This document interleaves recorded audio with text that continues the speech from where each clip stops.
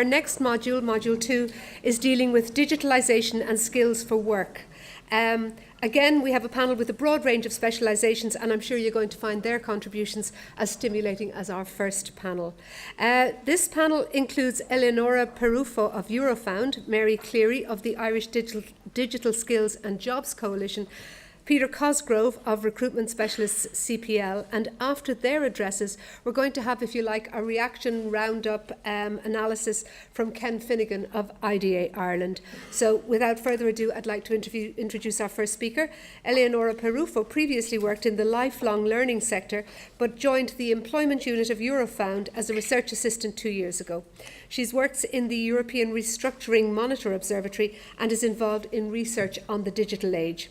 Eleonora's contribution is entitled The Digital Age and the Labour Market, which I'm sure we'll all agree is a very, very significant topic. She's going to outline some of the most recent research by Eurofound into automation and the digitisation of process and platforms of work, as well as the implications of technological change for employment. Please welcome Eleonora Peruffo.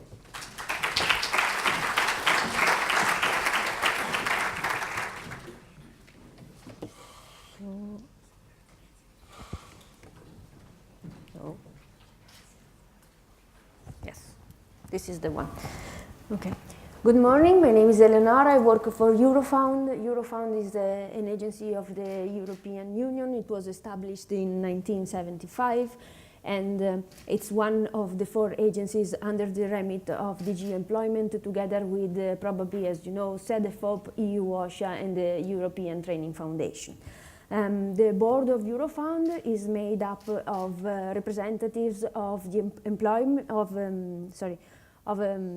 governments, employers, and trade union. And the aim of Eurofound is to provide research to policymakers on topics such as social dialogue, industrial relations, employment, and quality of life and public services. Okay, so one of the topics that Eurofound is now focusing on for the next 4 years is digital age and its impact on employment and labor markets. So in order to analyze better this phenomenon, Eurofound decided to divide these new technologies in 3 vectors called the 3 vectors of change. One is automation, which represents the substitution of human input into machine input. And this representing impacts on the world of work, which is the replacement of labor. Then we are going to look into digitization of processes, which include technologies as Internet of Things, 3D printing, and virtual and augmented reality, which are all technologies which, through the use of sensors and rendering devices, translate what was once physical into the virtual world, and transferring what was physical into the virtual world and vice versa. So this will impact the world of work in terms of work process reorganization. And then finally, coordination by platform is the coordination of social networks through algorithmic activities. For those of you who are not familiar with the terms platforms, when I speak about platforms, I mean Uber, Deliveroo, Amazon Mechanical Turk, all these new platforms which are posting works online, and people can apply to get to perform a certain job online or locally, but still it's usually a job which has a very short duration in time. This is going to have an impact on the world of work in terms of management and work organization. Okay, so this is just to give you the general overview, and now we are going to go into automation. I'm actually glad that Stephen used this slide earlier, because I'm going to explain it a bit further. So we have on the horizontal axis, we have the probability of computerization, and on the vertical one, we have the employment, the number of people employed. So this slide actually refers to a study done in 2013, where the authors, who are Osborne and Frey, tried to estimate the number of jobs which were going to disappear. Okay, so they used data from the US, and they said that for up to 47% of the workforce in the US could lose their job in 20 years. Okay, and according to their estimates, as you can see on the top right of the slide, the brown is the logistics sector, and they were saying it was the one which was going to be automated mostly. While for jobs such as education, which is the green, and it's on the left side together with management and computer science, were the ones less likely to be automated. But essentially what I want to point out here is that there was going to be a disappearance of jobs in the medium, in the middle, because they identified that it was the place where most jobs had the highest standard of, the highest rate of standardization. Hence, it was easier to automate them.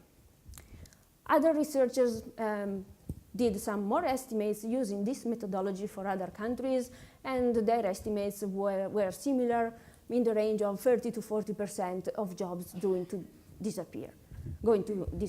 But not everybody agreed with this approach, and so let me illustrate the concept. Let me illustrate the concept with an example, so we can focus better on what's the only job that disappeared due to automation. Does anybody know?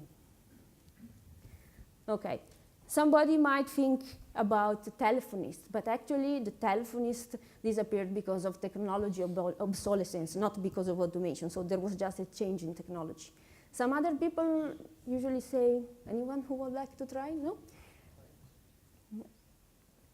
Bank tellers. But if we think about the time when ATMs were introduced, actually the number of bank tellers increased because banks were able to put bank tellers into working into other functions rather than depositing and withdrawing money. So, according to the literature, the only job which disappeared is the elevator boy. And I'm telling you why. Because all the actions that were done by the elevator boy were slowly but surely then assigned to the elevator itself. So no need to move the cogs, no need to close and open the door, no need to push the buttons, nothing. Everything is done by the elevator today. Okay, so what's the point I'm trying to make here? A job is made of a bundle of tasks. And the approach that was used in the slide that we saw earlier used the approach of the job. While now, current research is trying to use the approach of the tasks. So trying to estimate how many tasks in a job can be automated. So are the robots going to take our jobs? Not yet. There was a study last year from OECD where they used the task approach, and according to them, on average across OECD countries, there is a chance of automation of 9%. Their estimates range from 6 to 12%, 6 for Korea to 12% for Austria. For Ireland, we are around 9%. So the importance that came out of this study, the important points that came out of this study is that jobs are actually made of tasks, and it's important to consider those when we're trying to do an estimate, and that tasks which require social interactions at educational levels are the ones which are going to be most important for human workers, in the sense that jobs which include these type of tasks are less likely to be automated. Okay, so this is a summary of all the literature that has been the most important literature that has been done so far, of the studies that have been done so far. And I would like to point out, probably you already know most of these, but I would like to point out that there are some new jobs also being created, not only some jobs which are going to disappear, and they are the ones which are going to be top of the scale, meaning probably better paid, are data analysts, data scientists, people able to work with robots, people able to be, who will be able to work with 3D printers and so on. While at the bottom, there are going to be also jobs created which will be at the bottom of the scale, meaning low, not paid so well, and which include probably jobs of people who work in platforms or in data entry or this type of tasks. Okay, enough for automation. We just move to the digitization of processes. Again, the fact that all these technologies have in common that make reality, they take a physical input and they translate it into into a virtual space.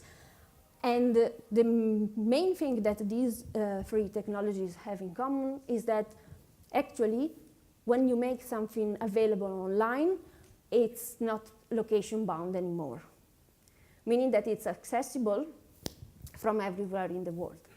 And if we think about it in terms of work and employment, it could happen that a factory full of sensors has, and the factory is based in Germany, the factory is full of sensors, and there is so a virtual twin online. The virtual twin allows the data scientist to control the factory, but this data scientist doesn't need to be located in Germany. They can be in China.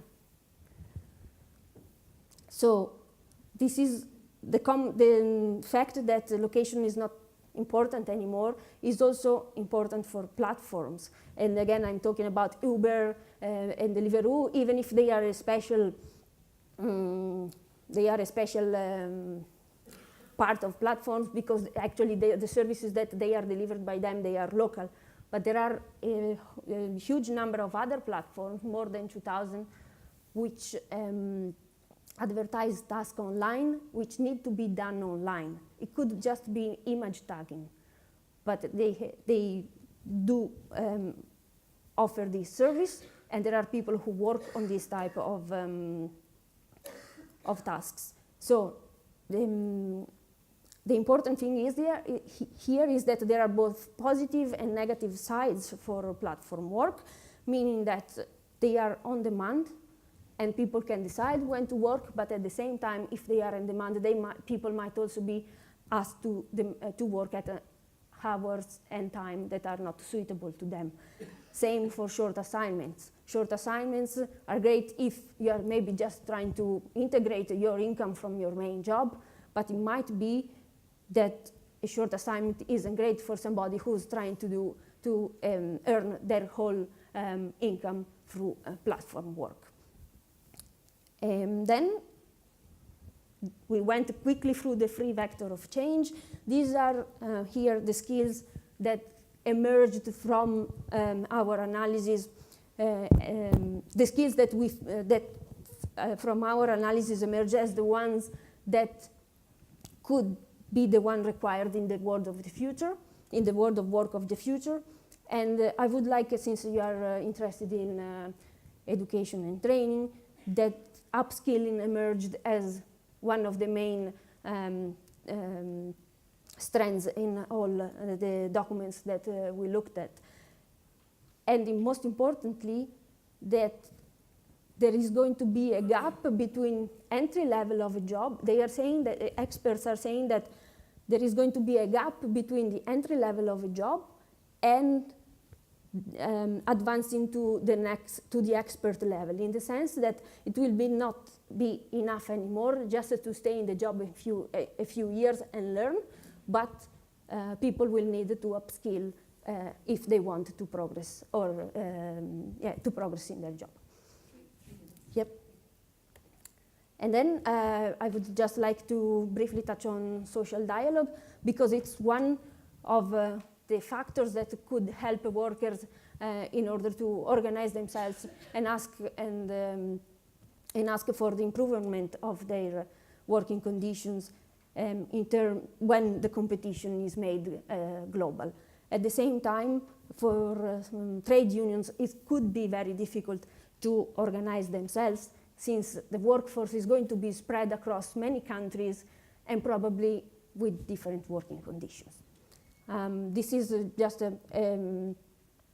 to underline that also unions need to think about how to react when a company announces, oh, we are going to automate our whole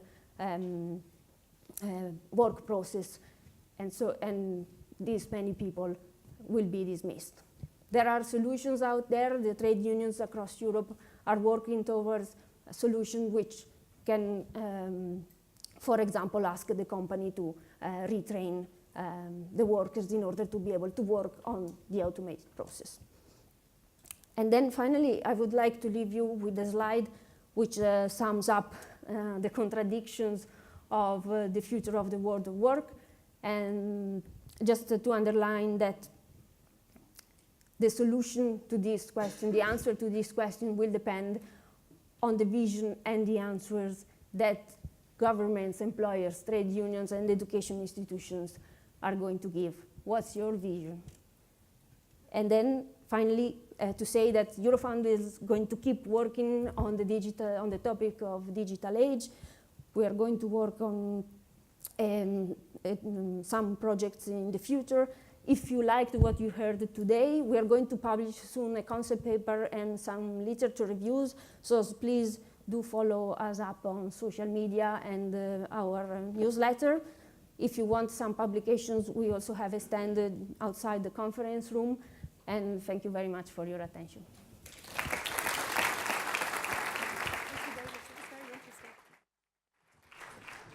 Thank you very much indeed. I have to say, as one of the older people that are referred to there, I can, I do personally sometimes feel intimidated by the sheer pace of change that is coming.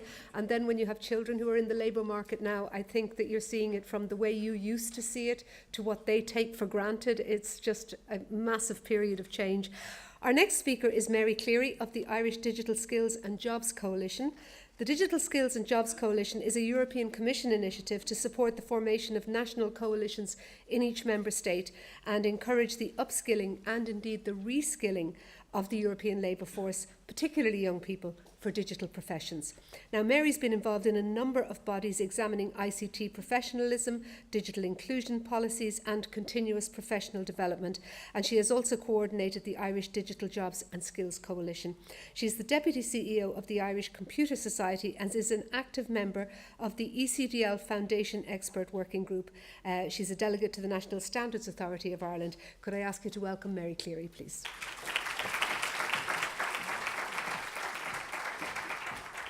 Okay,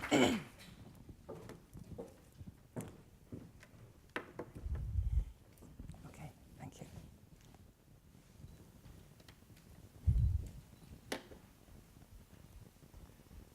There we are. That's good. Okay, great. Thank you very much, Ingrid, and thank you to QQI for giving me the opportunity to come here today and talk to you briefly about the Digital Skills and Jobs Coalition, and specifically the Irish effort to contribute to what's happening in Europe in that regard. Now, the Digital Skills and Jobs Coalition was launched officially by the European Commission on the 1st of December, almost a year ago now, and it set out to address the problem across Europe with digital skills. And I think that the breadth and the depth of that problem has very adequately been covered so far today. The objective of the European initiative was to involve all 28 member states and see what could be done to coordinate and to create new efforts and new initiatives to make sure that the problems we have with supplying digital skills for the workplace and indeed for individual citizens in their day-to-day lives was addressed. So at this stage there are 17 national coalitions established, And so that's pretty good progress in the last year. There was an effort to set up a coalition like this a number of years ago, but it really didn't take off. It didn't really, the steam wasn't really rolling, I think, well enough to get it moving at that stage, but there's a very definite drive and determination to make it effective this year. So when it was decided that coalitions should be established, in some countries there were organisations invited to take the initiative and to put together a plan to engage as many stakeholders as possible. And the Irish Computer Society was invited by CEPAS, which is an overall, the overall governing body of all of the professional computer societies in Europe, and with the support of the European Commission, to coordinate this effort within Ireland. And the main objectives, of course, were to support the current workforce to become professionals with a range of skills needed to adapt to the changes of our world, and to prepare young people to be effective members of the workforce. Now, we had been involved in the Irish Computer Society in this kind of work for a long time. In fact, we celebrate our 50th anniversary this year, so we've been supporting IT professionals and professional development for all of that time. Obviously, the landscape has changed very considerably, and in addition to that work with the skills of IT professionals, we're very actively involved with the skills of young people in education. We work very closely with the schools and with further education, and also with initiatives, for example, the one which was mentioned earlier by Stephen, I think, the Digital Skills and Jobs, or the Digital Skills for Citizens programme, which aims to provide the benefits of digital literacy to all members of society, particularly those who haven't had an opportunity so far. We also, and I think this is a critical part of the coalition objective, is we're very closely involved with the advocacy for IT careers and encouraging young people to be interested in and to pursue studying in the IT field across the board. We say including women, but I don't like really separating the women bit. I think women are people too, so we just need to include people, get as many people as we can involved in the IT field. So going back to the coalition, it's a multi-stakeholder partnership. So the idea is collaboration. It's a coalition of efforts. It's a coalition of people who have any kind of interest or activity or influence or ability to contribute to the bridging of the skills divide and to filling in the needs that we have for a modern society. We've got to tackle the demand for ICT professionals in all industries. And very importantly for this iteration of the coalition is the inclusion of all citizens, all citizens, so not only professionals. And again, the the skills agenda for Europe has been mentioned, and in the context of training, reskilling, and upskilling. So the Irish coalition supports the EU objectives of educating and training more young people for digital professions, so that we do have a pool of talented professionals to take advantage of both native, indigenous and multinational investment in the IT industry in Ireland. Upskilling and reskilling the European labour force and the Irish labour force, to bring it into the Irish context, with the skills that they need to remain productive, because people they don't start off on the 40 years in one job trajectory for careers now. People need skills to move about and to change if they're going to keep their careers on an upward productive pathway. We have to modernise our education system, and I think that's what's happening, and very clearly we've had some input from Mary earlier into the efforts that are being made to make sure that that happens. So we're really doing a good job in Ireland, but we just want to make sure that we are all singing from the same hymn sheet, and that all the activities that we're doing are contributing to the same overall ultimate objective. And improving the digital skills, as I've mentioned, of all citizens. So we're not just talking about people who are in the workplace or who are potentially in the workplace or who are in the education system, but ordinary people who are outside of the workforce, older people, people who have traditionally been maybe slightly excluded. It's really important that those people are included in any efforts that we have to raise digital skills so they can play an active role in our modern society.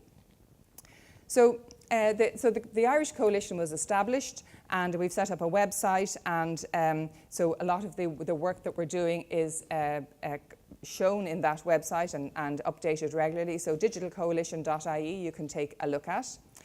And in our role as coordinator of the coalition, we have a number of objectives and actions that we really want to do. And obviously, I'm speaking to you today in the hope that some of you will get on board and maybe decide to collaborate and to help and to get involved as well. So our role is to promote the coalition and get people like you, as many stakeholders, people interested in this area involved, and to create a one-stop shop where all the initiatives and events and resources that are supporting this kind of work in Ireland are all collated together.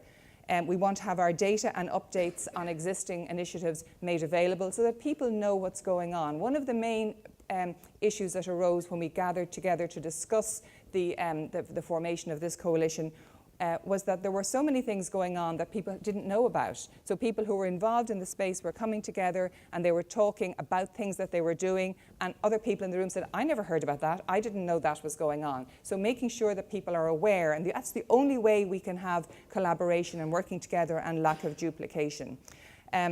Exchanging best practice with other European countries, of course, is something that we can do, because as the coordinator of the coalition, we're involved in collaboration and communication. Information about funding, and that was mentioned already too, and I think that it's important that people are made aware of funding calls and opportunities so that they can have the work and the ideas and the plans and the dreams that they have given some kind of basis so that they can continue. So the Irish Coalition was officially launched last year on the 27th, this year actually, on the 27th of April during our annual Tech Week, which runs in that week every year. Minister Mary Mitchell O'Connor was there. The European Commission was represented by André Richier. The Digital Skills and Jobs Coalition Secretariat was represented also. And we had a pledge ceremony where some of the partners who had come on board made pledges and explained and described what their ambition was for this.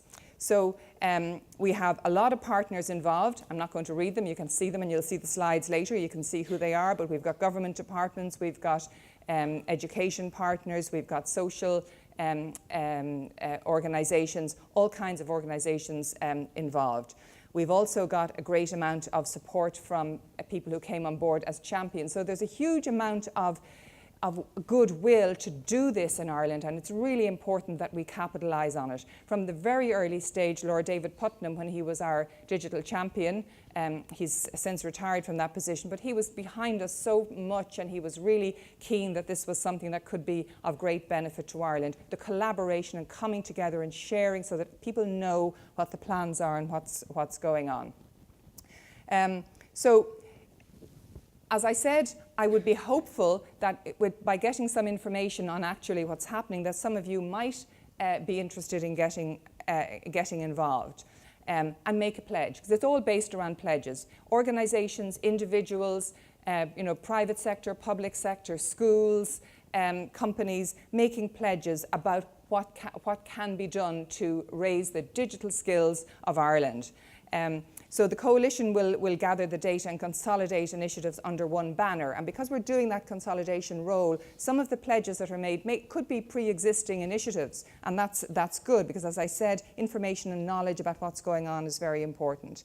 Reports on other coalitions in other countries, which are a little bit more mature than the Irish one, cite some of the main actions as training for young people, especially in coding. There's probably room for a little bit of debate about the emphasis on coding in terms of technology for young people and digital skills, but it's there, and it is very important, I acknowledge. Activities to certify young people, job placements, ICT career events, new partnerships between business and education sectors. I think that's really critical, that's really important, and we're seeing a lot of that happening, particularly in our further education sector here. And participation in awareness-raising campaigns and events such as EU Code Week, which I think is just about over or coming to an end. It's around about now. Girls in ICT Week, Tech Week, lots of these kinds of initiatives which are going on. So since we had the official launch of the coalition, we have held 4 partner meetings. We've established a steering committee. We've listed priorities that we think need to be addressed, discussed, raised in the level of public awareness. We've considered these priorities in the Irish context, and as well as that, then we have looked at what's going on, and we've collated a list of current initiatives and things which are happening in Ireland at the moment. Just for your information, we have a very high-level steering committee, a very erudite group of people, and you can see that they're representatives of companies and universities and further education, government departments, some multinationals as well. So it's a great amount of support we've had so far. I'm not going to read the list of priorities that we came up with at one of our meetings. You can take a glance down through them. If you'll even look at keywords, modernising teaching and learning, cooperation between education and industry. What are the obstacles to gaining digital skills? Upskilling, access to funding, ICT as a career choice. All of these things that are they're to the forefront of our minds, but it's really good to get them all put together and to say these are the things that we need to consider. These are the priorities that we have. There are some very 2 more minutes, maybe. Great. There are some very specific considerations as well that we need to take on board. We need to consider low-income groups. We need to consider international best practice. Consider job seekers, not only people who are in job, but the kinds of skills that are needed by people when they want to apply for jobs, when they're looking for jobs. Transferable skills and critical thinking. I have to pick that one out because I think that's a really important context to put all of this into. It's no point in teaching specific skills if that ability can't be transferred to other areas. The list of the initiatives currently going on in Ireland is on the digitalcoalition.ie website, so I won't go through them. There's lots of them there. We have the well-structured coalition. It's an informal partnership open to all, people who are willing to share, to participate, and to help us to communicate and collaborate. So that's the Irish Digital Skills Jobs Coalition. I'd love you to become a partner, to make a pledge, but if you're interested in any way in supporting this effort, please let me know. I'll be here for most of the day, mary@ics.ie, and or you'll certainly get a copy of these slides then afterwards as well. So thank you very much for listening to me.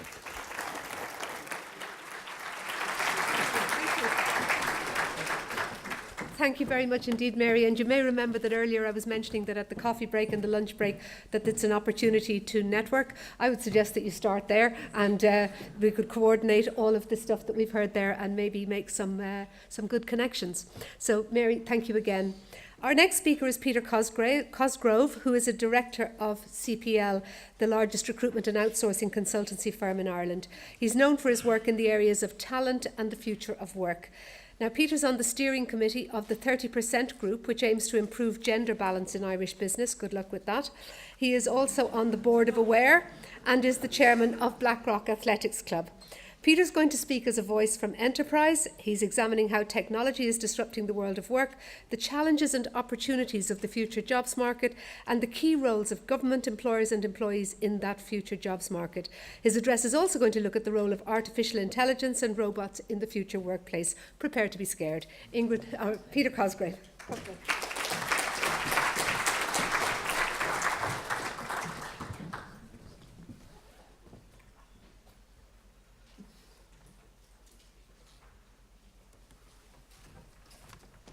I sense a little bit of scepticism there, Ingrid.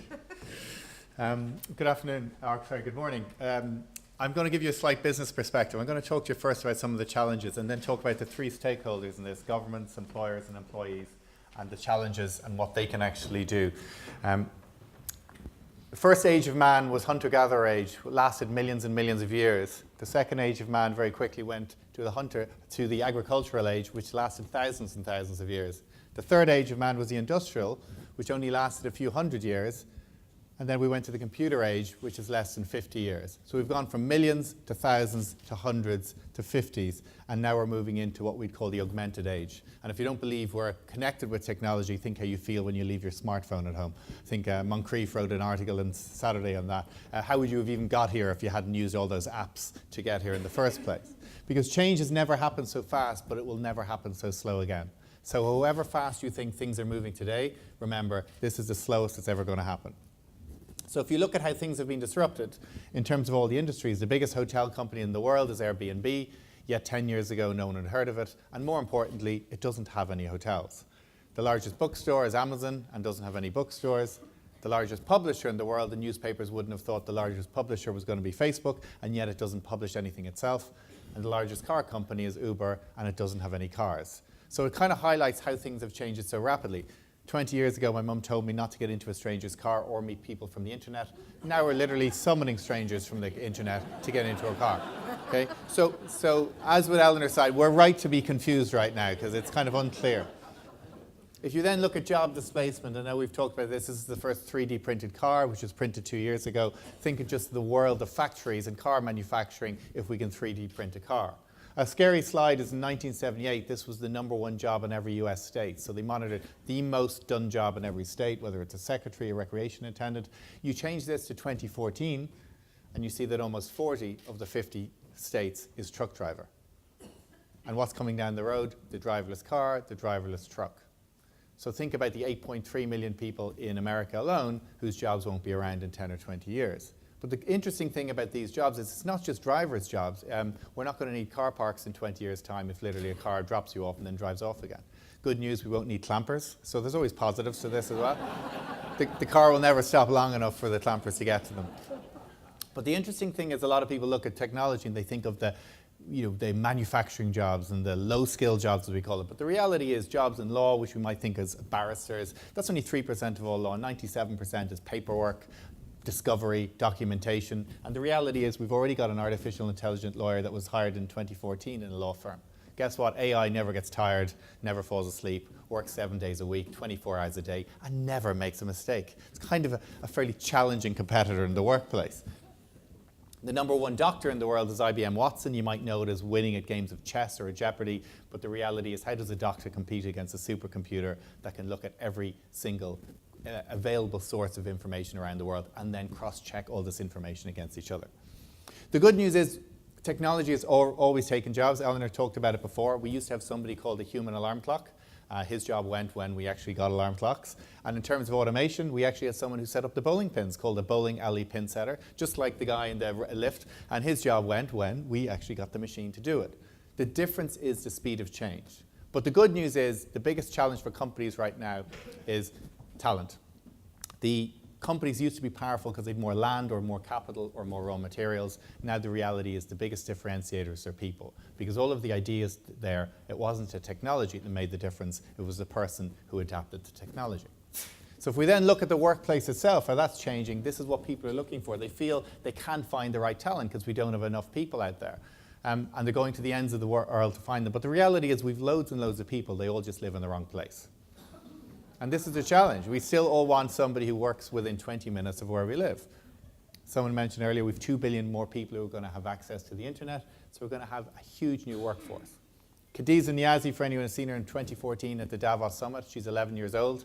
She took the Stanford Online Applied Physics test along with 50,000 other people, just doing all her education on YouTube, and she came first out of 50,000 people. Best results, 11 years old from Pakistan. 20 years ago, she would have just been known as someone good with sums or change. The reality is she's a child genius. These are the sort of people you get access to once you make education available online, especially in countries where it might be difficult because of your religion or gender to get access to education. Because work is not a place you go, it's the thing you do. And I think the technology is there, we're just not there. People, we're struggling a little bit with this. Because we might have gone from an office that looks like this to one that looks like this, but we still struggle, even with phrases like working from home. We immediately think dossing as opposed to someone's working hard. Terrible as it is, but oh, they're working from home, I see, doing the laundry, picking up the kids. But if you look at the workforce in the EU in 2014, the average age of the worker was 40 to 44. If you take 2050, it goes up to nearly 60 or over 60. And this isn't a forecast because these people are already born. So we're not forecasting this, we know these results. 2.1 is the birth rate just so we replicate ourselves as a species. Ireland used to be good at this. We're down at about 1.8. It's something we could all get going on tonight, but that's a different point. And then we talked about artificial intelligence. Companies like places like Japan, where they've got a birth rate of 1.1, and they've got a huge challenge with the workforce, they're actually the ones who are focusing and pioneering robotics and artificial intelligence because they have to.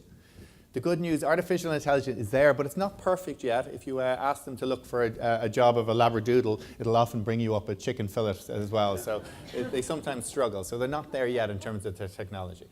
But before we get really negative about this, and I give you some of the propositions, be aware of a couple of things. Will things get better or will things get worse as we move to this society? The first thing to be aware of is we have time. If you ask a farmer 50 years ago, when farming was 30 to 40% of the GDP of a lot of countries around the world, what he was going to do in the future, I doubt he would have talked about the iPhone or the Internet of Things or data analytics, because we literally did not know that existed. So we're in a position that we don't really know what the future is going to be, in a good sense. So there's going to be a huge amount of jobs out there we just can't even fathom, just like the farmer couldn't fathom the iPhone. We've got immortal jellyfish out there that was found 12 years ago, and they found a gland called the telomerase in a jellyfish that we have in humans as well, so they're now wondering, could humans be immortal? I'm not sure that's a good thing. Well, I don't know if we want to live forever, but the reality is the things that we thought could never happen may happen in the future. There's a biological gene called CRISPR where they've actually been able to edit your DNA gene, which could actually change and transform all medication around, all the diseases we have around the world.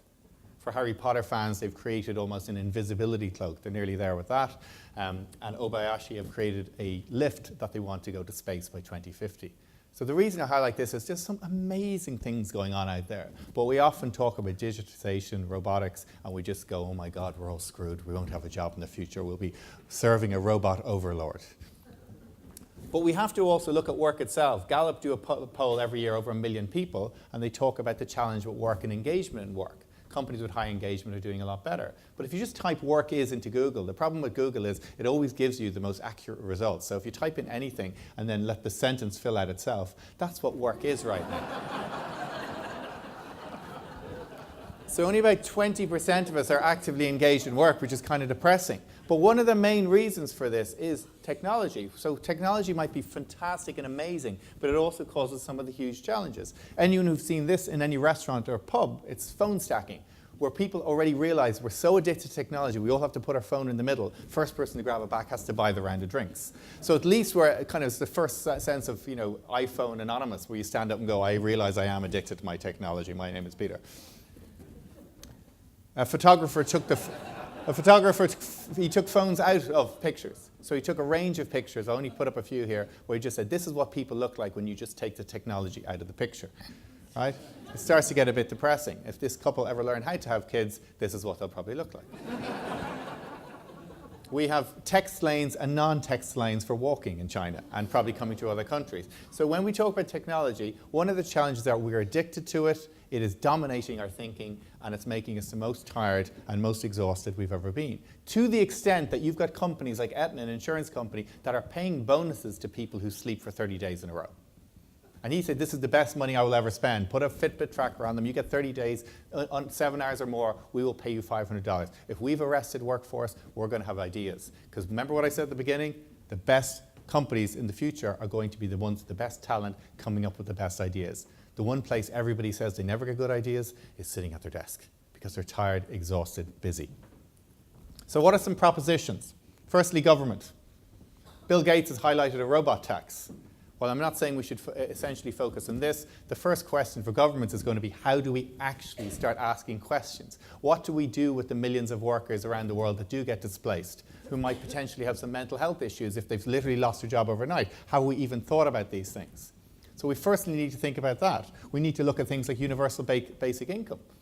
And companies are now, countries around the world are trialling this. Finland's trialed it. America actually first mooted it back in the 1970s. And while immediately people go, this would be a disgrace, we at least have to talk about these issues, and that's government. When it comes to education, a book is coming out there next week, The Surprising Power of a Useless Liberal Arts Education. So no offense to anyone who did arts, I think arts is probably what we should all do. And why? Because if you look at the top 10 skills of the future, they talk about problem solving, creativity, coordinating, emotional intelligence. What you don't get in any of those is the really technical skills that we're focusing on. There's nothing wrong with the technical skills, but we need to actually create some of these bigger skills around how we think, how we actually process information. And then governments are going to have a huge role around migration, which bizarrely has got such a negative connotation, but it's going to be the only way we get workers with a birth rate of 1.8. But it's interesting that Germany, who knows they lose 9 million workers in the next 30 years, is actually one of the biggest advocates for migration, for no other reason that it's cottoned on that we need a future workforce. When it comes to the employer, they're going to have to look at training their staff, because lifelong learning we talked about. And there's always this phrase, what if we train our staff and they leave? And the flip side is always, what if we don't train them and they stay? So the reality is, so the difference is how we train them. So we've now got VR, we've got AR, we've got lots of ways to train our staff quicker and in different ways. Also, the way people train is probably not going to be as quick about one-day classroom training. It's going to be the kind of Netflix, YouTube, 5-minute videos, 20-minute videos, online learning, which we have access to this. Employers are going to have to look at diversity. And whether we like it or not, Japan's got a huge issue, because every 1% of their female population are in senior executive position. Ireland, only 12% of females are in boards. So we've got a long way to go. The reality is it's 50% of the workforce. It doesn't make sense basically from a diversity point of view, but also diverse boards are more innovative boards. And the reality is our customers are male, female, old, young, so we should have a board that reflects our customer base. We also have a challenge with millennials. They're the new generation, and they're coming into the workforce, and they're going to be up to 75% of the workforce in 20 years' time. But they don't have the same concern with technology. But the old are different, because we think, well, we're now going to have a workforce by 2050 that the average age could be up to 60. Silicon Valley recently hired a 90-year-old because they all said the same thing. We all think differently when she's in the room. And that's the key around this, putting yourself in other people's shoes. And the number one education in terms of growth in the UK is university of third age. These are people who've actually retired and then are coming back to try and learn for the next 10 or 15 years. And then we've seen GE looking at partnerships. And this is going to be huge, where employers and government are coming together, using the best of employers with the best of government. And then finally, what about the employee? Lifelong learning, gig economy. A lot of them are going to not work for you, they're going to work for themselves and sell out their services, because they realize their job might go, but it's about their skills. They're also going to have to think about doing a job that a robot can't do, which is easier said than done, but we have to start thinking about what the skills are we can do that they can't. Thirdly, they're going to have to focus on their mind. And the one thing we don't do much with is exercise our brain muscles enough, because we're constantly on with technology. There's a great book by Cal Newport who talks about the importance of having focus, which we're losing again and again. Just hands up in the room, how many people in the room do not sleep with their iPhone or phone beside their bed? So we've got about 5% of the room. It's one thing you could do right now. And the other thing that from an employee point of view, they're going to have to focus on is relationships, because it's the one thing you can't do quickly is build up trust for other people. And the last thing from the education point of view, if anyone's read the book Excellent Sheep, the historian Simon Schimmer talks about a student who says, I didn't come here to get confused and be asked difficult questions. And this historian said, well, that's exactly why you came to college. You know, there's really difficult things like the workings of a modern economy, the works of Shakespeare. Not everything has an answer. You're coming to be challenged. So some final thoughts. All of these technologies we talk about did not come about because of technology. They came out because of consumers. Amazon because of poor customer service, Airbnb because of availability of hotels, Apple because people wanted to buy singles, not albums, and Netflix because we couldn't be bothered bringing the DVD back because it was costing us a fortune. And the good news is robots aren't going to take any time soon. So this is a robot that's been created to help in the workforce. And the good news is it's still struggling a little bit in terms of getting there.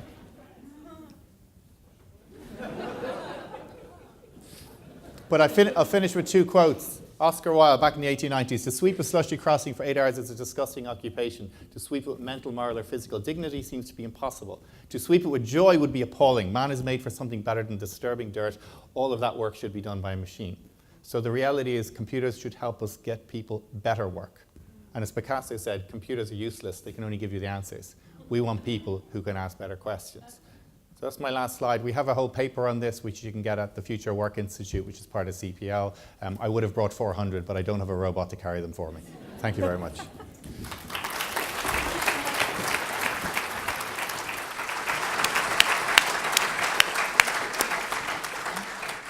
Thank you very much indeed, Peter. I did feel very challenged by some of that, because maybe I'm not thinking futuristically enough, and being reminded of where things are going can force us to look at whether we're prepared for it. Now, we've heard 3 thought-provoking presentations on digitalisation and skills for work, and so now we're going to hear, if you like, a reaction, a summary, an analysis of those presentations. Ken Finnegan is Chief Technologist of IDA Ireland, where he's responsible for technology strategy and innovation development for IDA client companies. He also has a role contributing to national government policy in emerging trend identification, priority areas for investment, and the allocation of such investment. Ken also sits on multiple industry steering committees for Irish research centres. Could I ask you to welcome Ken, please? Thank you.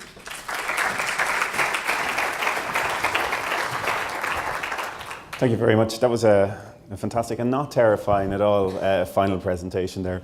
I'd like to consider myself a techno-optimist as well, and future is kind of like daunting when you don't know what's going to happen, but at the same time there will be lots of opportunities presented.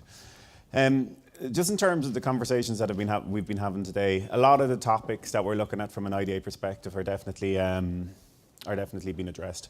So Internet of Things, artificial intelligence, robotics, software engineering. Actually, we've got a team of 300 people in IDA and 19 offices around the world. Every single member of the team that are across the world have been equipped and are equipped with Why Ireland in terms of Internet of Things, artificial intelligence, etc.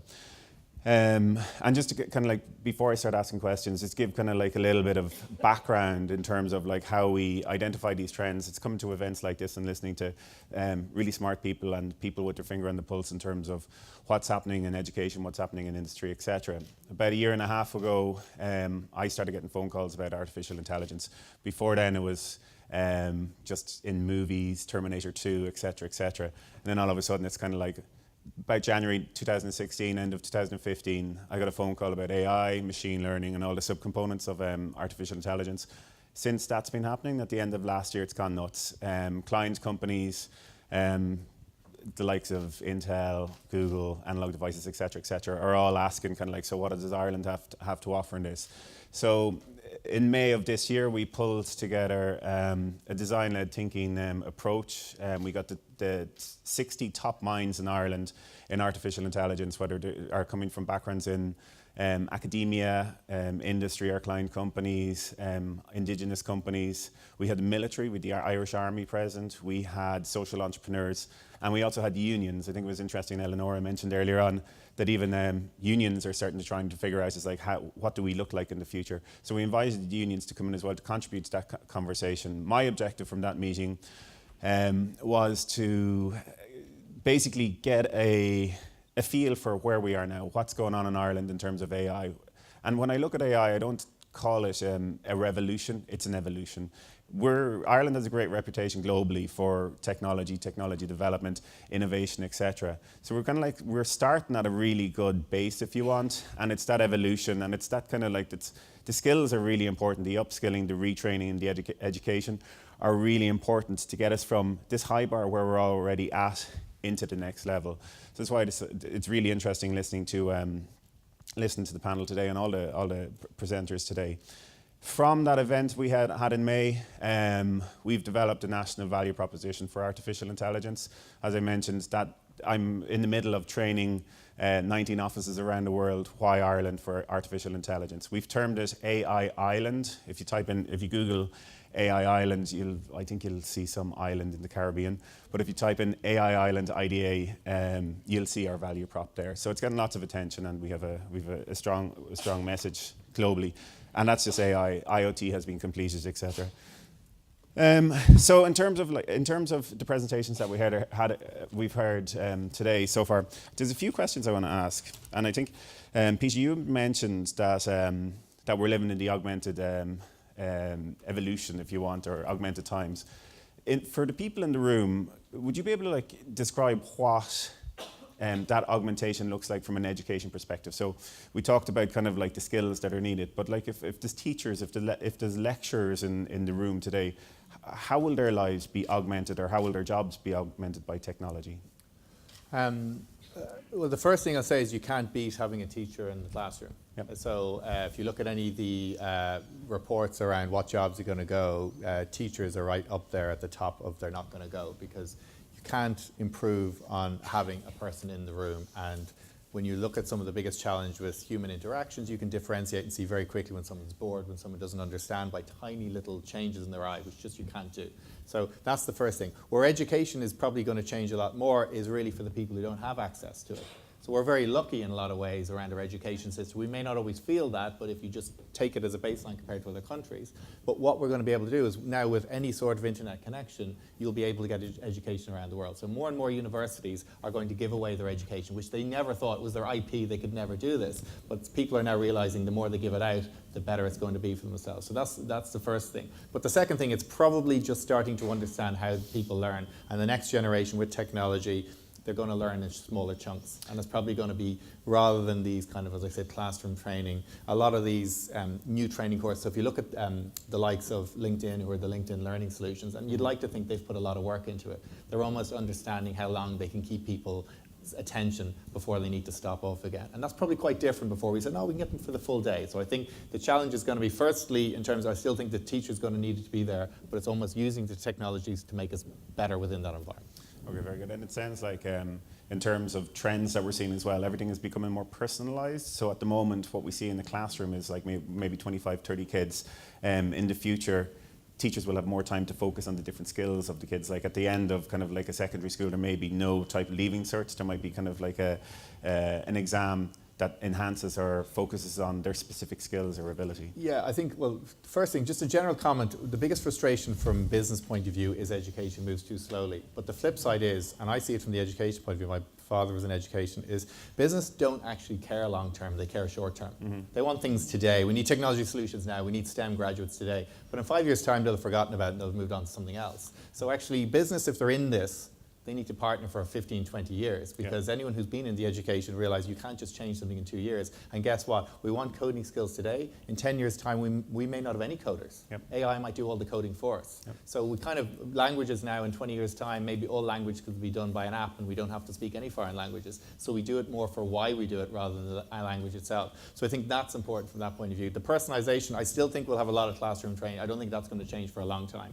And all the challenges around not everybody learns well that way, we're right. But we'll probably just need to have digital technology that will help people who struggle with the classroom side. Okay. But I think it's going to be a long time.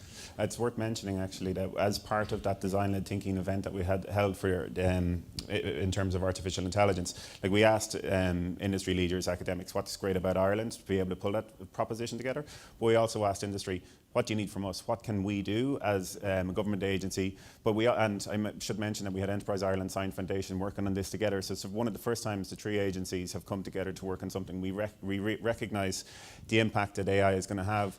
But the number one remark that came from the event was, we need skills. So we've set up the first national, it's just the tender is closed. We've set up the first national masters for artificial intelligence. It's completely driven by industry, and industry wants and industry needs. So that's been out to tender for academic institutions, and we'll see, hopefully that'll be launched next year.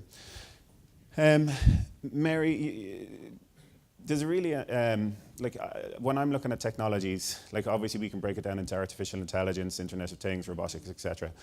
I think a really nice example is the autonomous vehicle. And that's kind of like, in a way, it's kind of like exciting. If you look at the stats at the moment, it's 26,000 deaths on the road in Europe every single year. It's like since this conference started, that's approximately 6 people have died on European roads. It's a sobering thought. However, autonomous vehicles are coming down the road towards us in 10, 15 years' time. I think the Commissioner, Violetta Bulc in the European Commission, estimates 2035 we'll see autonomous vehicles on European roads. What's going to happen to bus drivers, to taxi drivers, there's 11.4 million people employed in the transportation industry in Europe. That's the same population as Greece. There's 1 out of every 20 people in Europe is employed in transportation of some sort of goods or people. We're talking about skills for young people. How about what do you see for the future for kind of like for an industry that's going to be disrupted? I think all of those jobs, like it's kind of scary when you look at all the jobs that you've mentioned that might disappear. but there are new classes of jobs and new kinds of jobs, and we know that there are new skills, and we know that there are new demands from industry for particular skills. So, you know, it's kind of glib to say, oh, we can reskill them, or we can, you know, retrain these people so that they can do the new up-and-coming jobs. That's not going to be possible for people who are, you know, advancing in age within the workforce. So there will have to be some social supports put in place to enable people to not have a job. The bigger question, really, I suppose, is around how we can prepare our young people coming through the system now, so that they will be ready to do the jobs that will be available rather than the traditional jobs. Now, there may not be enough jobs. We don't know, as people have said, you know, change is so fast. There may not be a job for every single person. So that's where education is so important and so critical. Because I think that there was some comment made about the liberal, was it you mentioned the liberal arts education, the useless liberal arts education. But we have to educate people to be for personal satisfaction, to be comfortable with themselves, to be able to live in their own space, and not to always have to be, I mean, we tend to define ourselves by our job, but in a technological society that may not be necessarily the case, and you know, at all times. So I think it's very important that that kind of broad education is made available to all of our young people.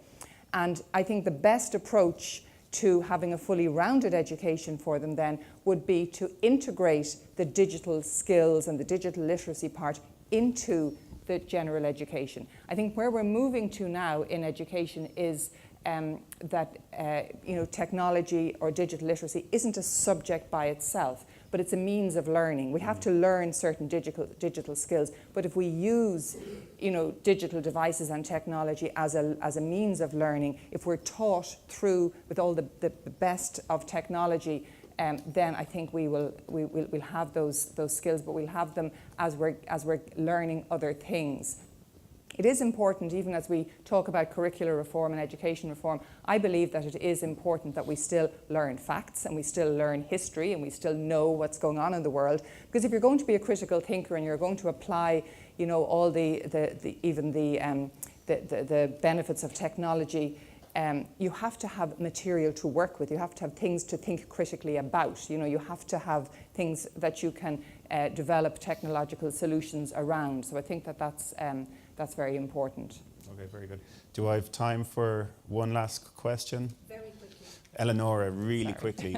From a European perspective, I guess, it's like if Ireland, like say, for example, any of the agencies or the departments want to look at kind of like best practice, who's doing what, where should we look in Europe? Are there any countries from a skills training perspective that are kind of like, these guys are getting it right, and not just following something, but defining a new framework in terms of education and skills?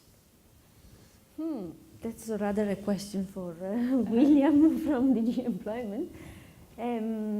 But even from a digitalisation perspective. From a digitalisation perspective, well, in Germany with the Industry 4.0, there is not only Industry 4.0, but there is Vocational Education and Training 4.0, where they are developing, for example, training for advanced manufacturing. And they are building, in collaboration with the industry and with the education institution, new ways and new training, for example, for advanced manufacturing. And very much kind of like appropriate, I guess, for Germany, because a lot of their kind of like industry base is manufacturing, etc. So exactly. In order to prepare them for the future. Okay, thank you very much. Hopefully we haven't gone too much over time. I hope not, because you're coming between everybody and their coffee. Okay, perfect. So thank you so much. Thank you very much.